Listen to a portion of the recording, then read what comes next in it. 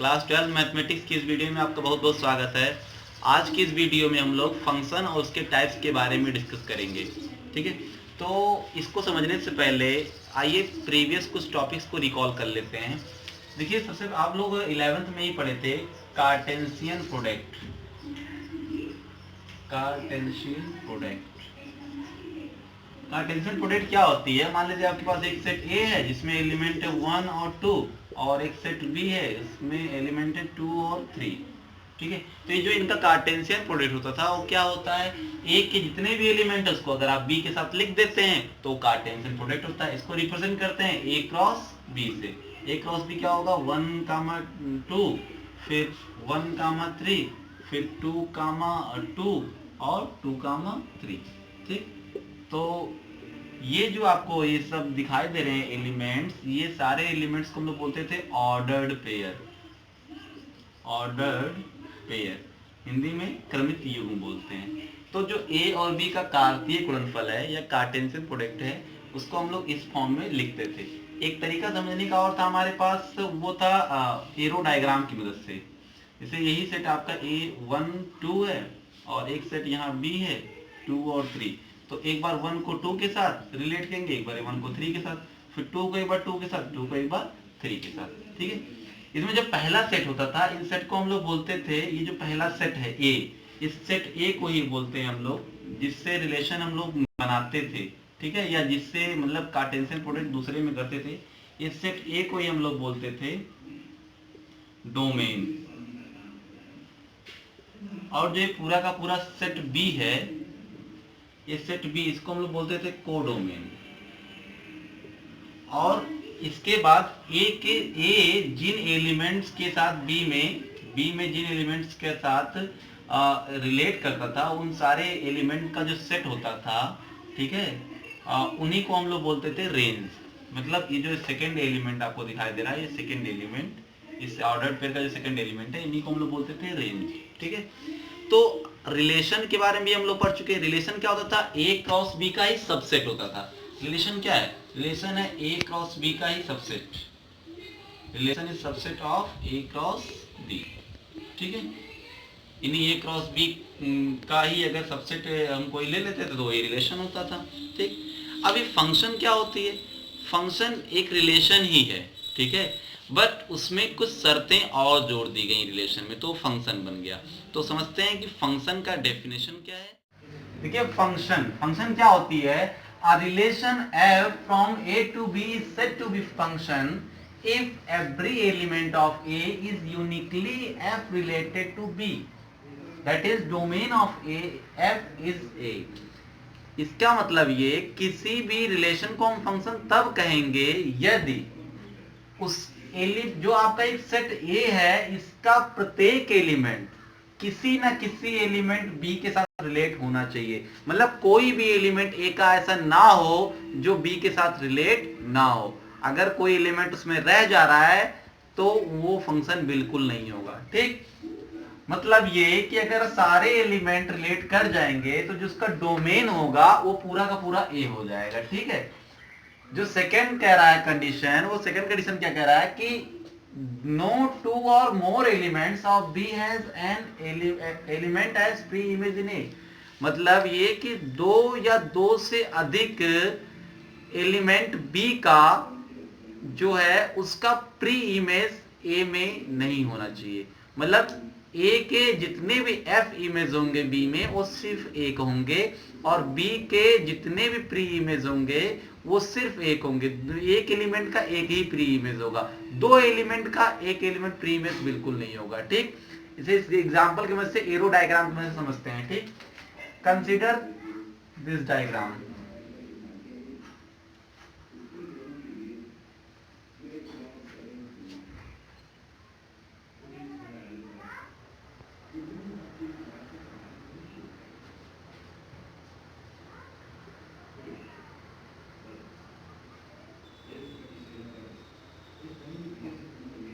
देखिए, मान लीजिए कि यहाँ पे ये वाला जो एलिमेंट है इसके साथ रिलेट कर रहा है, ये वाला एलिमेंट इसके साथ रिलेट कर रहा है, ये वाला एलिमेंट इसके साथ रिलेट कर रहा है, और ये वाला इसके साथ रिलेट कर रहा है।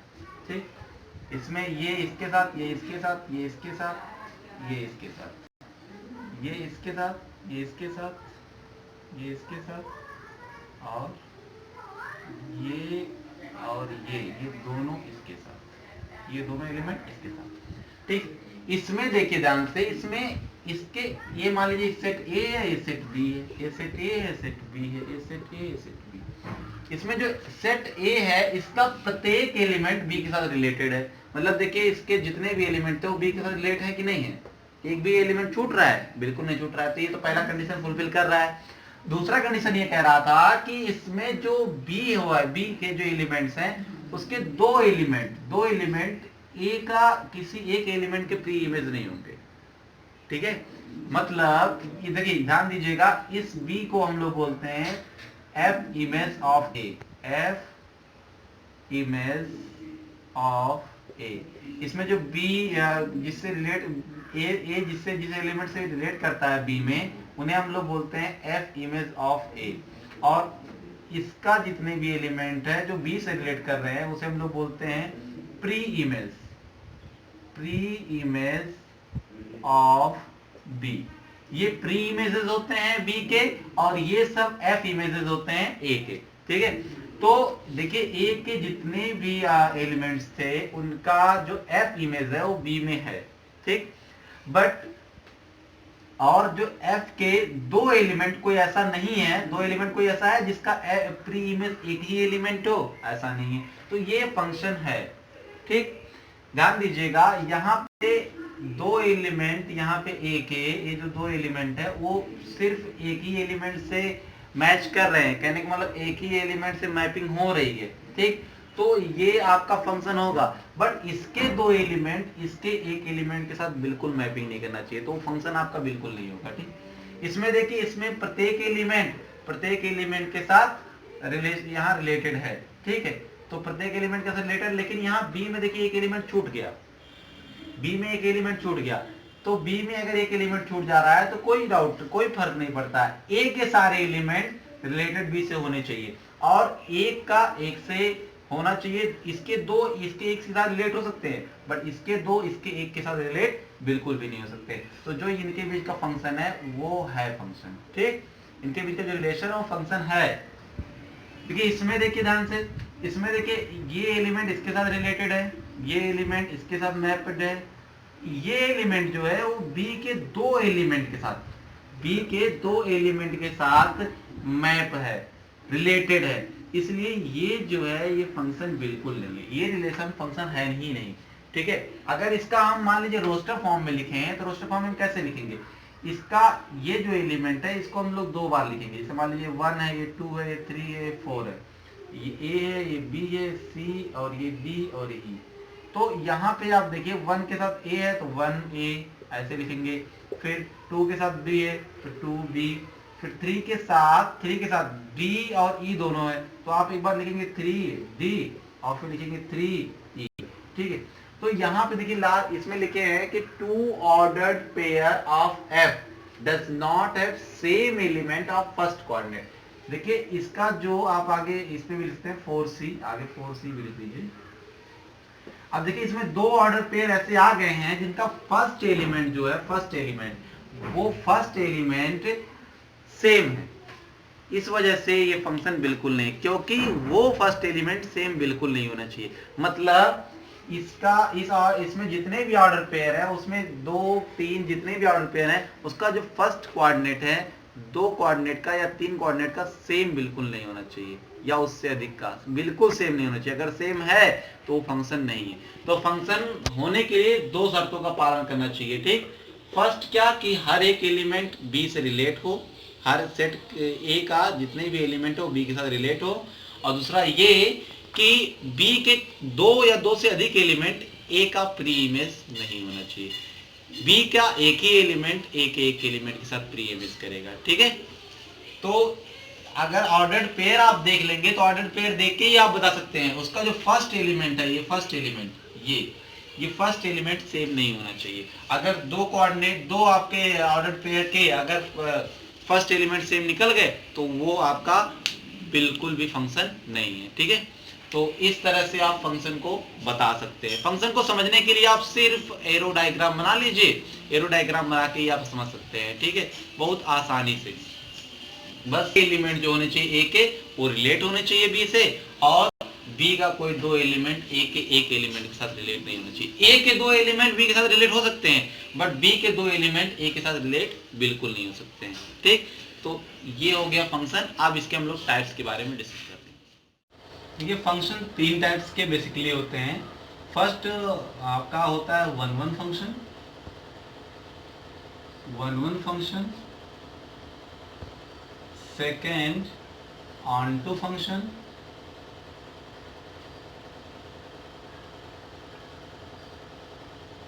और थर्ड होता है इनटू फंक्शन।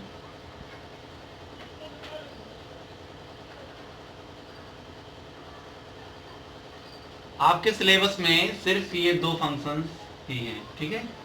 तो आइए समझते हैं पहले वन वन फंक्शन क्या होती है। वन वन फंक्शन इसे हिंदी में बोलते हैं एक का एक, एकक फलन, एकक फलन। वन वन फंक्शन क्या होता है? A function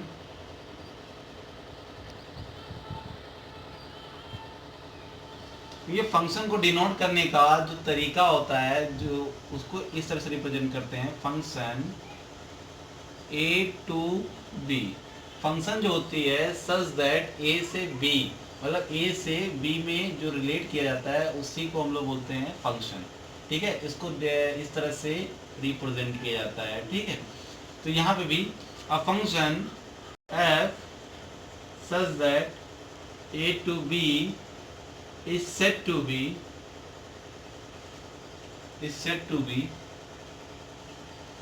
one one function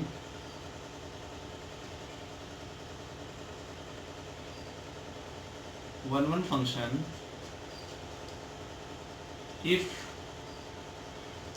every distinct element of A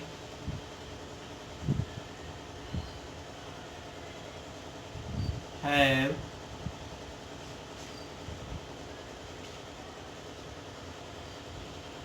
distinct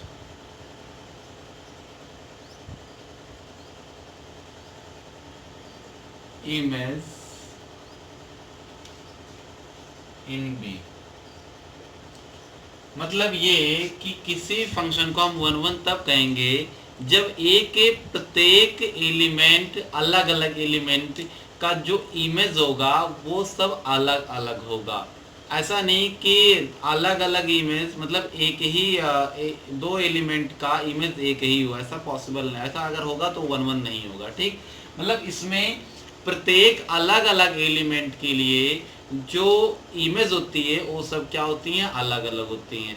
अगर ऐसा है तो ऐसे फंक्शन को हम लोग बोलेंगे वन वन फंक्शन। या इसके नाम से ही क्लियर है कि इसका एक एलिमेंट दूसरे वाले मतलब जो सेट बी है उसके सिर्फ एक एलिमेंट से ही मतलब रिलेट होगा, ठीक, मैप्ड होगा। तो ऐसे फंक्शन को हम लोग बोलते हैं वन वन फंक्शन, ठीक। कैसे हम लोग प्रूफ करेंगे? टू प्रूव symbolically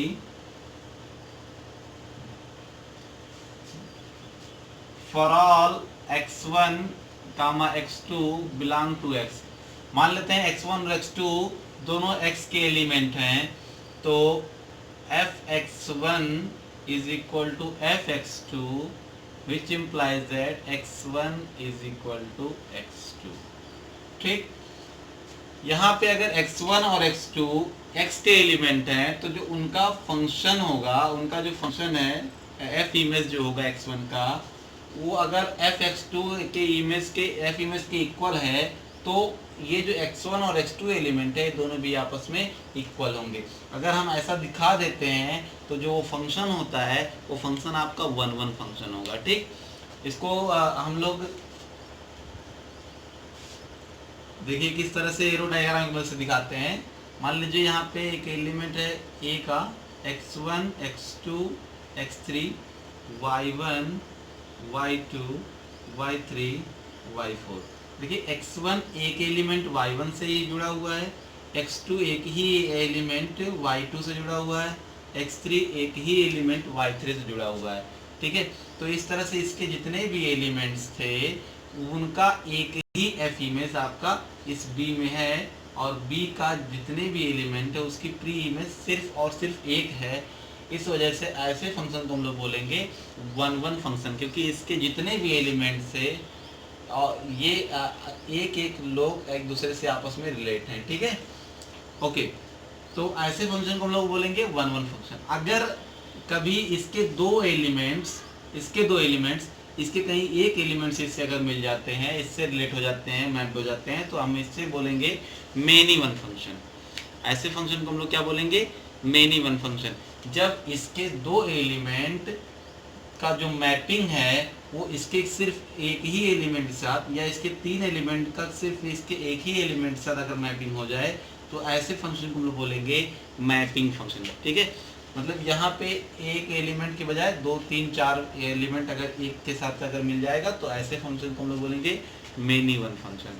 ठीक है, इसके बाद जो सेकेंड फंक्शन है वो आपका वो है ऑन टू फंक्शन। इसके बाद समझते हैं ऑन टू फंक्शन क्या होती है। देखिए मेनी वन फंक्शन का आप डायग्राम देख सकते हैं इस तरह से। मान लीजिए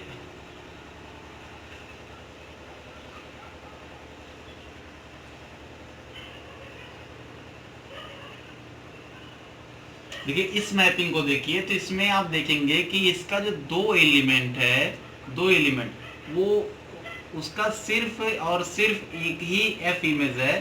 ठीक है, तो इस वजह से ऐसे मैपिंग को हम लोग बोलेंगे many one function.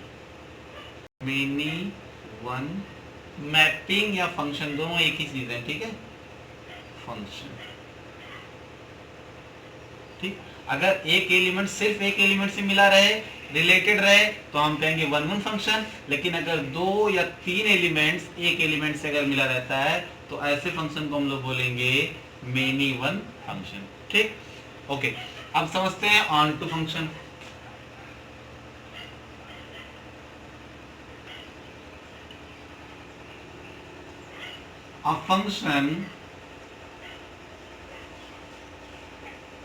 A function f such that a to b is said to be onto function if every element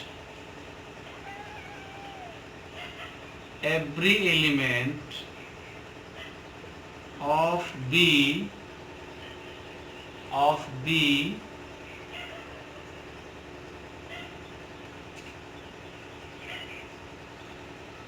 at least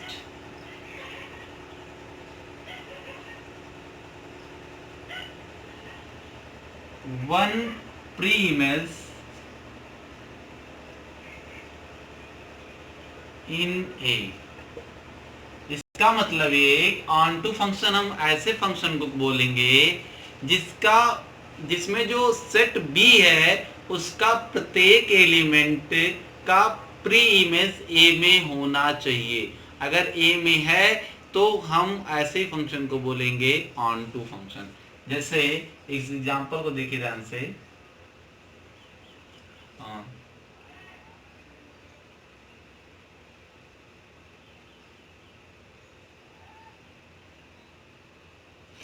इसमें देखिए जितने भी एलिमेंट आपका इस सेट बी का है ये कोडोमेन होता है। सेट बी जो होता है वो पूरा का पूरा कोडोमेन होता है।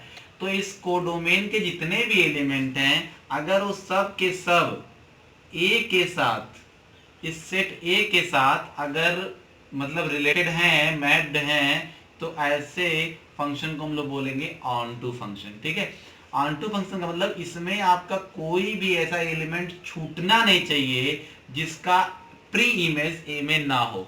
इसमें कोई एलिमेंट ऐसा छूटना ही नहीं चाहिए जिसका प्री इमेज में ना हो।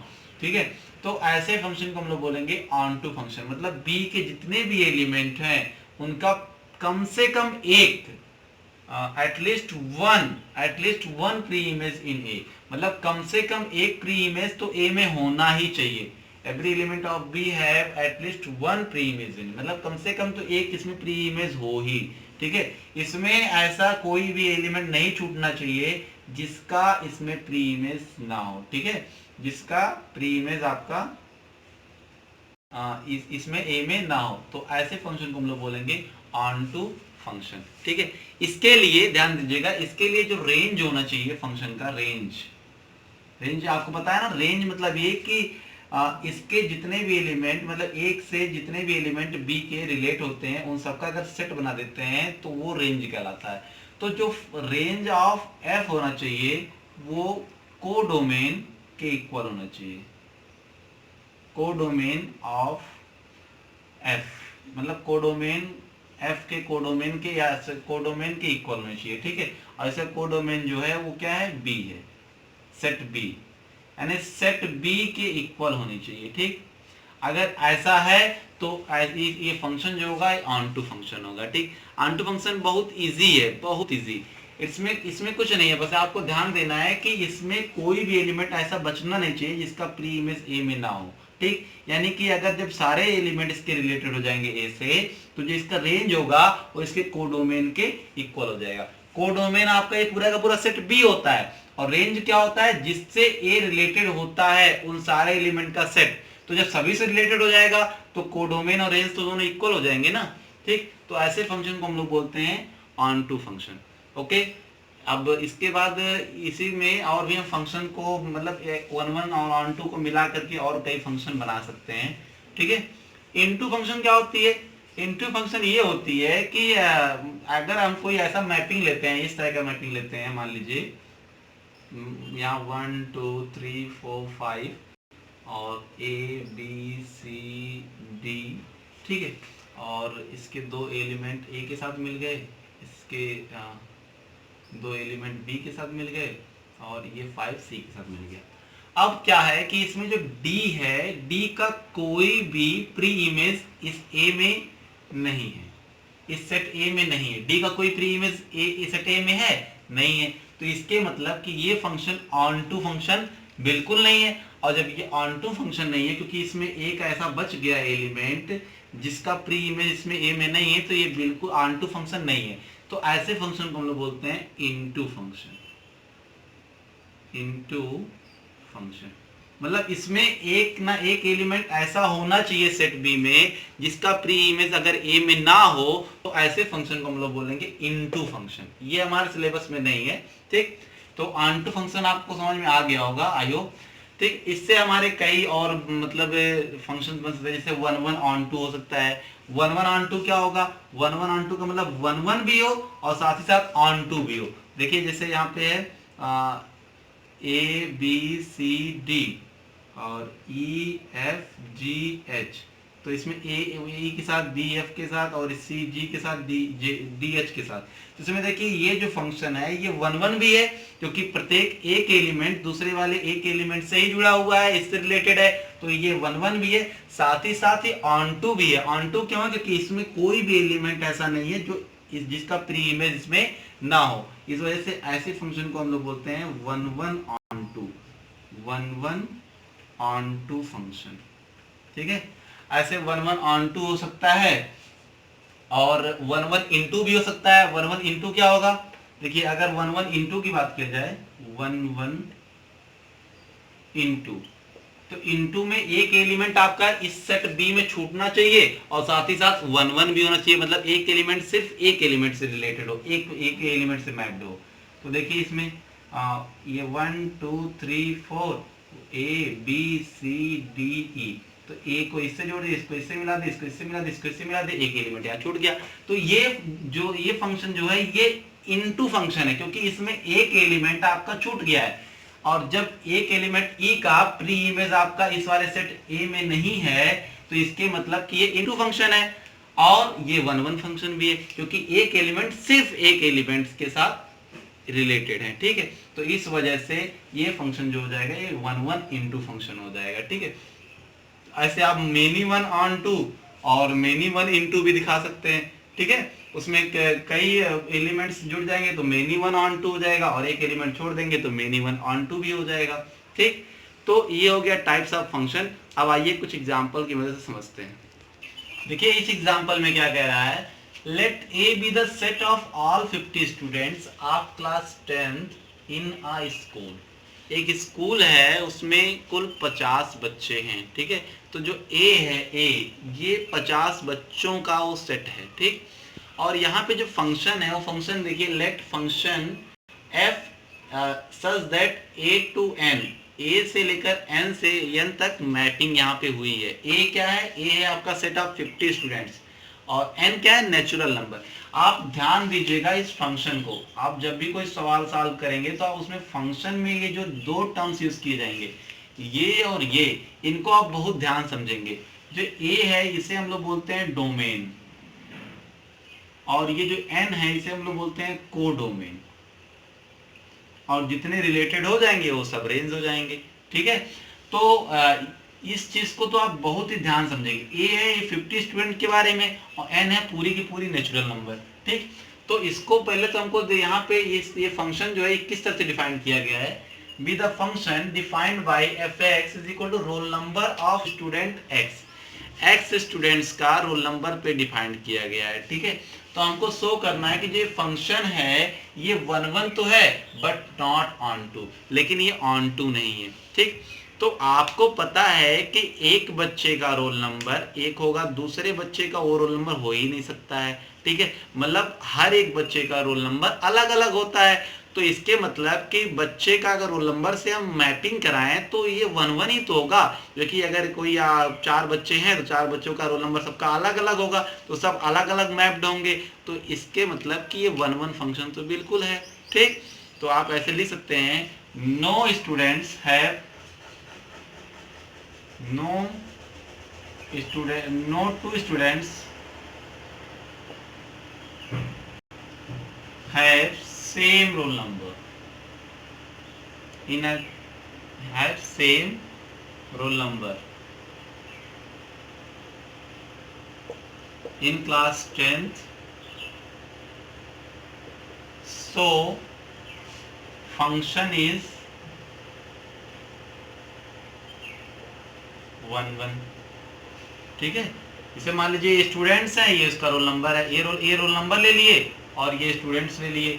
तो अब ये स्टूडेंट्स जो हैं ये केवल ये स्टूडेंट्स हो गए, ये सब स्टूडेंट्स हैं ऐसे, ये और ये रोल नंबर है, ठीक है।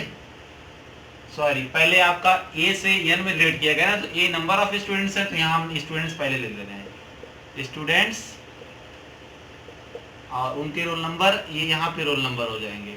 और रोल नंबर आपका पूरा का पूरा नेचुरल नंबर पे डिफाइंड है, ये पूरा नेचुरल नंबर है, 1 से लेकर यहाँ पे नेचुरल नंबर मतलब आपका इन्फिनिटी तक चला जाएगा, ठीक। तो ये बच्चे का रोल नंबर ये है, दूसरे वाले बच्चे का रोल नंबर ये, तीसरे का रोल नंबर ये, चौथे का रोल नंबर ये, पांचवे का रोल नंबर ये, छठे का रोल नंबर ये। इस तरह से 50 के 50 रोल नंबर अलग अलग हो जाएंगे। तो ये फंक्शन तो 1 1 है, बट ये ऑन टू नहीं है। क्यों नहीं है ऑन टू? क्योंकि ध्यान दीजिए इसमें 50 तो रिलेटेड हो जाएंगे, लेकिन जब नंबर 51 आएगा, रोल नंबर 51, तो उसमें तो कोई आपके स्टूडेंट है ही नहीं, तो 51 तो किसी भी स्टूडेंट का रोल नंबर होगा ही नहीं, क्योंकि हमारे पास 50 ही स्टूडेंट्स थे, ठीक।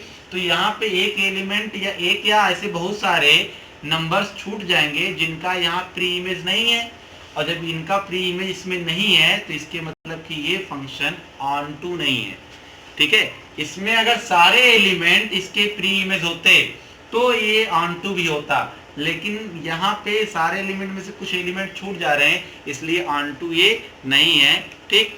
तो आपने प्रूव कर दिया कि ये फंक्शन 1 1 तो है बट ऑन टू आपका नहीं है, ठीक। तो एक क्वेश्चन और देख लेते हैं। देखिए जो ये फंक्शन दिया गया है इसको दिखाना है कि ये 1 1 फंक्शन है, ठीक। और ये फंक्शन जो है ये कहाँ से किससे मैपिंग हुई है, ये रियल नंबर से रियल नंबर में ही मैपिंग हुई है, ठीक है। इस चीज को ध्यान दीजिएगा। और ये जो फंक्शन है उसको इस तरह से डिफाइन किया गया है कि जो fx है वो x³ है, ठीक। तो इसको दिखाना है कि ये 1 1 यानी कि एकक फलन है, ठीक। तो कैसे दिखाएंगे, इसके लिए पहले हम लेट करेंगे, late x1 x2 belong to R। हम लोग लेट कर लेंगे दो एलिमेंट ऐसे हैं जो रियल नंबर के हैं, x1 और x2, ठीक है। तो आपको पता है fx1 is equal to fx2, तो यहाँ पे fx1, अगर हम यहाँ पे x की जगह पे x1 रख दें तो क्या आ जाएगा, x1 क्यूब आ जाएगा।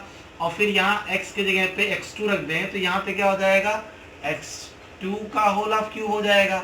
और यहाँ से क्यूब से क्यूब कैंसिल हो जाएगा, तो x1 इज इक्वल टू क्या आ गया, x2। तो जब x1 is equal to x2 आ गया तो हम कह ये प्रूव हो गया, ठीक। तो आप कह सकते हो कि f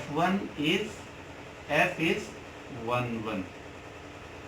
आपको बस प्रूफ करना है अगर 1 1, तो आप सिंपली दो एलिमेंट लीजिए उस सेट के जिस सेट में डिफाइन किया गया है इसको, जिसमें मैपिंग हुई है, और फिर उसमें एक बार इस वैल्यू को पुट कीजिए और एक बार इस वैल्यू को, दोनों को इक्वल कीजिए। अगर ये दोनों इक्वल करने पर, कैंसिल करने पर ये दोनों अगर इक्वल आ जाते हैं तो ये 1 1 है, नहीं तो 1 1 नहीं है, ठीक है।